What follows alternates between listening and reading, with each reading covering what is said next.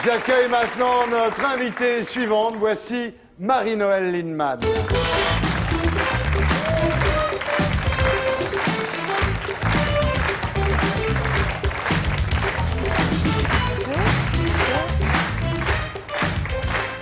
Marie-Noëlle Lienemann, bonsoir. Merci d'être avec nous ce soir pour cette première émission de la saison.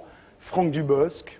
Bonsoir. Un grand fan de la gauche socialiste, Franck, hein, je crois qu'on peut le dire. Hein. Vous aviez dit qu'il n'y aurait pas de sexe dans cette émission, je suis désolé, mais ça commence plutôt bien. Alors, Lienemann, Marie-Noëlle Thérèse, vous êtes née comme Lionel Jospin un 12 juillet, mais vous, c'est en 1951, dans la ville de Jean-Pierre Chevènement, Belfort. Ça commence bien. Vous êtes mariée à Patrice Finel, fonctionnaire, membre lui aussi des instances du PS. Oui. Vous avez 2 enfants, Marianne, 17 ans, Olivier, 14 ans. Vous adhérez au Parti Socialiste en 1971, à l'âge de 20 ans. Et 20 ans plus tard, en 1991, vous fondez la gauche socialiste. Voilà, 1 an plus tard, vous êtes ministre du Logement dans le gouvernement de Pierre Bérégovoy. Et vous retrouvez ce ministère en 2001, à l'âge de 50 ans, dans le gouvernement Jospin. Et le temps passe, le temps passe. Aujourd'hui, vous n'êtes plus maire d'Athis-Mons, dans l'Essonne.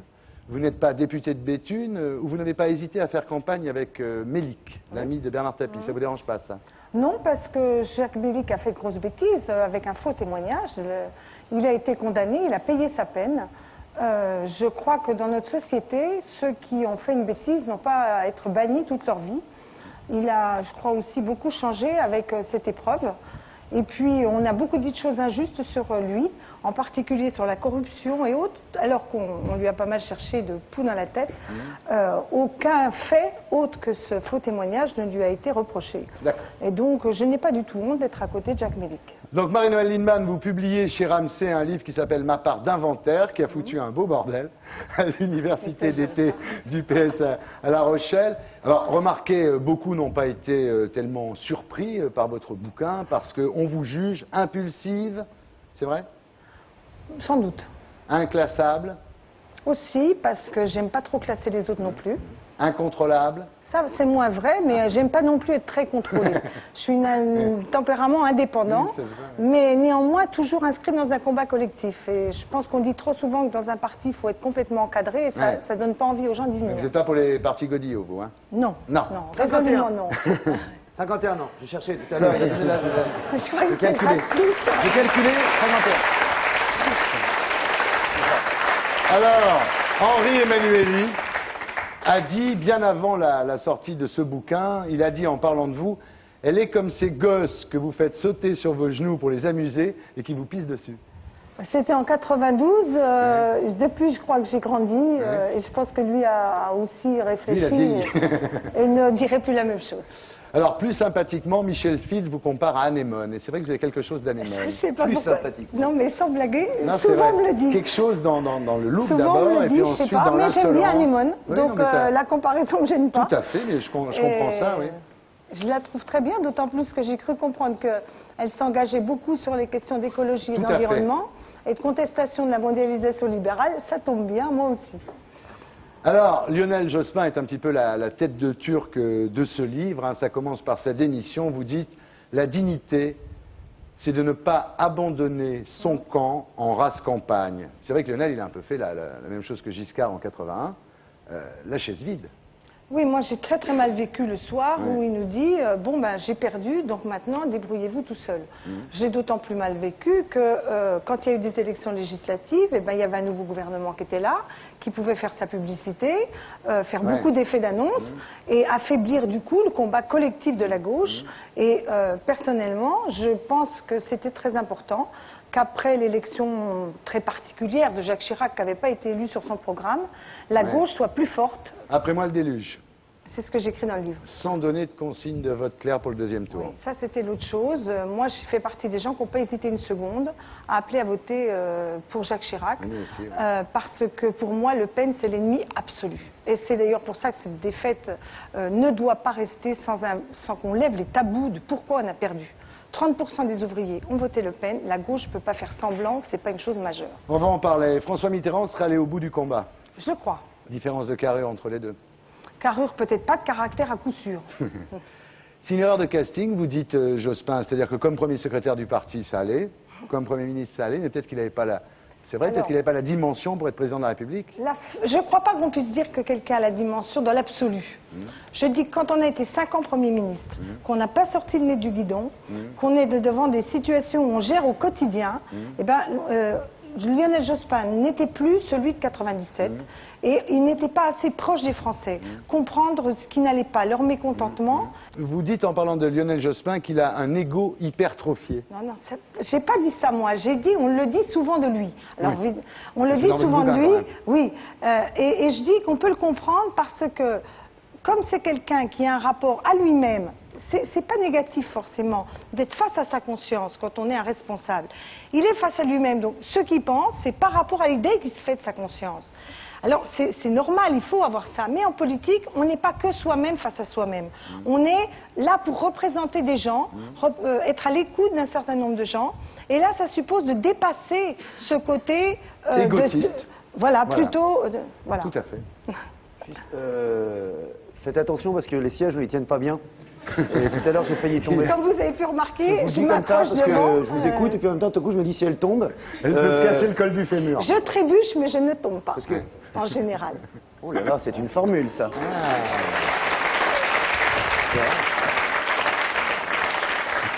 C'est un numéro qu'on a ensemble. C'est bien, c'est C'est bien un écrit. numéro qu'on a ensemble. C'est très très bien écrit. Elle fait oui, le oui, Zénith tout à fait. Marie-Noël le 4, 5 et 6 octobre. Oui, oui, oui. C'est ça oui, la oui. surprise en Oui, fait. j'ai Bah, pas voilà. un sens de l'humour Ah. phénoménal, alors Voilà, je voilà. C'est ça, pense la que vous surprise. seriez très déçus. Vous dites Thérèse que... et Franck. Vous dites que Jospin est persuadé d'être plus compétent que les autres. C'est vrai. Il est un Oui. peu sûr de lui, Jospin. Oui, oui, oui. Je pense qu'il est assez confiant dans son jugement. Ça peut être une qualité, ça peut être un défaut, selon les périodes.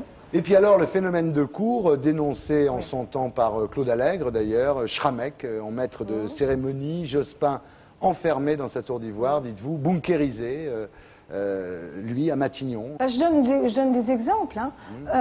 Moi, je me rappelle avoir eu une réunion où j'explique que dans ma commune de l'Essonne, où j'étais élue, quand un jeune fait des bêtises, il est convoqué par le tribunal qui l'oriente vers un éducateur qu'on appelle de prévention judiciaire de la jeunesse. Délai entre le moment où il est convoqué au tribunal et la première réunion avec l'éducateur, 9 mois. J'explique qu'on ne peut pas dire à nos concitoyens que les problèmes d'insécurité et notamment de la violence des mineurs est correctement traités quand tout le monde sait sur le terrain qu'il y a 9 mois entre le moment où un gamin fait une bêtise lourde quand même, puisque déjà la justice, et où il est convoqué par un éducateur. Il y a des tas d'exemples entre l'énorme écart entre ce qu'on annonce et ce que les gens vivent. Ouais. Je me suis occupée des HLM. On dit on fait des grands programmes de rénovation. Et au bout de 4-5 ans, le premier crédit n'est pas encore consommé, les gens ont des... Vous l'avez vu avec les ascenseurs. Donc ce décalage avec le réel est déjà un problème dans la politique, et encore plus quand autour de vous, vous n'avez que des gens qui vous disent que tout va bien, que votre politique est géniale, etc. Un pessimiste entouré d'autistes. Et c'est vrai que vous dites qu'il est très optimiste par rapport à lui-même, mais pas tellement sur la situation de la gauche en France. Pas très optimiste, il pense toujours que la France n'est pas de gauche et que la gauche peut arriver au pouvoir par miracle. Donc a priori, c'est pas un enthousiaste, hein, c'est clair. Oui, moi j'ai toujours été frappée de ça.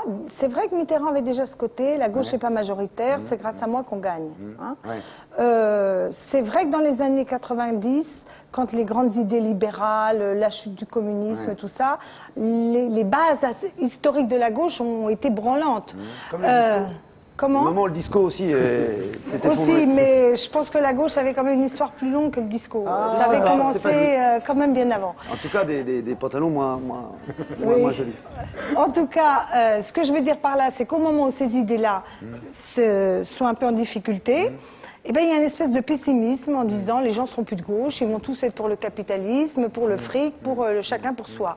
Moi, je ne le crois pas. Vous savez, ça a tourné Hein. déjà. Hein. Rassurez-vous. Justement, et c'est pour ça que je suis le plus en rage. Ouais. C'est que je me dis, au moment où Ouais. les idées changent dans les têtes, les grandes manifs de Seattle, les gens commencent à trouver que les placements boursiers, il n'y a pas que ça au monde, etc. À ce moment-là, la gauche n'est pas forte, ne dit pas un message clair du fait qu'on ne veut plus de cette société, bien sûr, de façon réformiste pour changer, abandonne cette idée-là, et en même temps, traite de mon beauf une bonne partie de la classe ouvrière. Et là, c'est Le Pen qui monte dans... C'est ça qui me met en rage. Ce qui vous a vraiment énervé, c'est quand d'abord Jospin annonce sa candidature par fax, hein, et le lendemain, il dit à la télé, mon projet n'est pas socialiste. Oui, alors là, évidemment, ça me fait bouillir. Il a fait une erreur, en fait, parce que lui, il a voulu rassembler dès le premier tour. Et en politique, on le sait, Mitterrand le savait bien. Au premier tour, d'abord son camp, bah oui, puis l'ensemble de la société au deuxième française. tour. Et commencer en disant avoir honte, son drapeau dans la poche, moi je pense que c'est pas une bonne méthode. Et je peux vous dire, j'ai pas été la seule à mal le vivre. C'est l'influence de Fabius, de Dominique Strauss-Kahn Je crains que ce soit plus l'influence des sondages. Ouais. Il y avait comme une sorte de honte à affirmer qu'on était de gauche. Et je pense que c'est cette idée des sondages et de la presse qui vous dit à longueur de journée, faut être au centre, faut être bien, c'est vrai faut plaire à quand tout le Fabius monde. annonce qu'il va baisser les impôts, la presse dit c'est formidable. C'est formidable. Or, 120 milliards de baisse d'impôts, aux élections municipales suivantes, la gauche a une dégelée d'enfer dans tous les quartiers populaires. Donc, quand même, ça coûte cher, ça rapporte pas gros, quand même, ce genre de choix-là. Les problèmes, ça a été les 35 heures, parce que finalement, mal appliqué, on peut dire, même si l'idée au départ était valable, ça a augmenté la flexibilité, donc ça a remis en cause les... Je défends les 35 heures. D'abord, c'est un mouvement historique. Ce qui est dramatique, c'est qu'on nous a fait croire que pour avoir les 35 heures, il fallait ouvrir la boîte de Pandore de la flexibilité. Annualisation du temps de travail, des ouvriers qui touchaient des heures supplémentaires les font, mais ne sont plus payés parce qu'on les compte leurs heures dans l'année. Donc leur salaire baisse, alors que notre engagement, c'était 35 heures sans baisse de salaire. Donc pour ma part, je crois que c'est une des grosses erreurs parce qu'on a baissé le salaire des gens qui travaillent et il faut valoriser la valeur travail. Première erreur. Deuxième erreur, vous dites l'insécurité, c'est le fameux discours de Guigou relayé par les droits de l'homiste, minimiser le problème de l'insécurité. Qu'on soit mal à l'aise sur savoir comment trouver des solutions, je crois que c'est vrai, aucune société n'a trouvé de solution aujourd'hui à cette question efficace. On nous dit les États-Unis, quand on va voir de près, c'est pas le cas. C'est cette ambiguïté sur le sentiment d'insécurité. Ça voulait dire aux Français, vous c'est tout dans votre tête, il n'y a rien dans la réalité. Et du coup, les gens se disent, ils n'ont rien compris, ils sont sur une autre planète. Et je crois que ça nous a coûté cher. Non, c'est juste parce que j'ai un œil sur la caméra, quand je vois il y a le rouge que c'est sur moi, je fais comme ça. On m'a appris ça, donc oui, c'est... Oui, mais moi j'ai plutôt le tempérament de pas trop approuver, plutôt de contester. Non, alors vous pouvez y aller aussi. Hein. J'écoute pas forcément, vous savez, j'ai un coin d'œil comme ça. Non, honnêtement. Vous êtes en train de dire que je suis pénible. C'est un réflexe de télé, ça. Vous êtes en train de dire que je suis pénible et que vous n'écoutez plus. Pas du tout, pas du tout. Je suis en train de dire que je suis un grand professionnel. Ah, ça non, j'avais pas remarqué, du tout, je par plaisantais, ailleurs. c'était au nom de l'humour, bien évidemment. Non, je plaisante. Alors pendant que Jospin est bunkérisé à Matignon, Chirac s'installe dans ses habits d'homme d'État. Non, ce que je pense, c'est qu'on a beaucoup sous-estimé Chirac. Oui. Et qu'on a cru que les histoires d'affaires allaient suffire, que c'est... Bon, je pense que Chirac avait beaucoup plus de force qu'on l'imagine. Et j'écris dans mon livre qu'il était un peu maître du temps. Et que c'est un peu toujours lui qui a imposé son terrain et ses idées. Je prends un exemple. On avait dit qu'on n'accepterait pas l'euro sans condition. On arrive au moment d'une grande réunion européenne qui s'appelle Amsterdam. Au nom de la cohabitation, pas de vague. Pourquoi il est resté à Matignon? Parce qu'en fait, Je sais pas. personne je pense- l'obligeait à rester. Il Non. était là par raison d'État, par sens moral, vous pensez qu'il est resté? Sans doute. Ouais. Il a dû espérer qu'il serait le premier à pouvoir être passé de Premier ministre à Président de la Oui, République. c'est jamais arrivé. Hein. Ça n'est jamais arrivé. C'est dur, Matignon. Hein. Honnêtement, c'est dur. Et puis quand en plus, il vous arrive toutes les tuiles qui lui est arrivées, du genre l'explosion de Toulouse après les inondations de la Somme, vous avez quand même des tas de choses à Il traiter a au quand même eu quotidien. la hein. croissance, ce que n'ont pas les suivants. Hein. Oui, mais enfin, il l'a aussi quand même beaucoup entretenu, la croissance. On a une croissance, alors là, vous allez tous râler, mais plus supérieure à la moyenne européenne. Non. Et cette croissance, c'est quand même les décisions de son gouvernement qui l'a permis. C'est pas un coup de bol. Il y avait un peu de coup de bol et un plus créé par son gouvernement. Raffarin, lui, il n'a pas la croissance, le pauvre. Il ne fait pas non plus grand-chose pour l'avoir. Ah, c'est un autre problème. Alors, votre bouquin a fait un tollé général, comme je l'ai dit. En fait, vous avez dit tout haut ce que tout le monde pensait tout bas, quoi. Mais alors, les gens vous sont tombés dessus parce que vous avez transgressé la langue de bois, ce qui prouve que dans ce pays, on ne peut plus dire grand-chose parce que finalement, ce que vous dites... Excusez-moi. Oui, enfin, bon, enfin, c'est quand même pas décoiffant à ce point. Ouais, non, c'est ça vrai, se dit dans tous les cafés de France et de Navarre. Ouais, tout à fait, et d'ailleurs, enfin, ce qui m'inquiète le plus, c'est pas le tollé, c'est un tollé. Ce qui m'inquiète le plus, c'est cette espèce de discours convenu. Et après, on s'étonne que les gens aient l'impression que les politiques leur mentent. Ouais, ouais. Vous avez été lynché un peu, non? Non, non, non, n'exagérons pas. Non, il y a eu des sifflets quand je suis montée à la tribune à La Rochelle. Mais moi, ça m'a pas choqué parce que quand on dit les choses un peu raides, faut pas s'étonner qu'en face, on vous envoie des ripostes assez toniques aussi. Hein, donc...